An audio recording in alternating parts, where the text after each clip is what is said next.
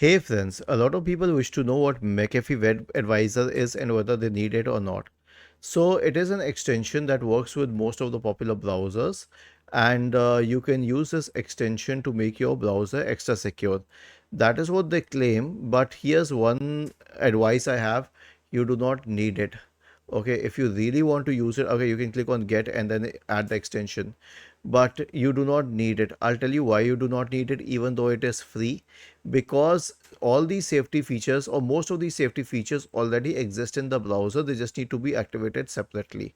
When you add McAfee Web Advisor, it will overdo all these features and take over them, and then you will be dependent upon the third party application to counter all of these web pages and all of that web treatment. And there's also an allegation that they steal your data, though I'm not sure if it's true or not.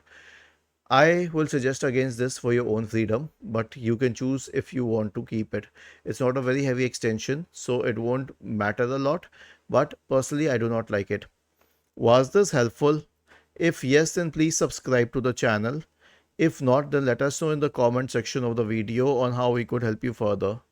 Thank you for watching this video and have a nice day.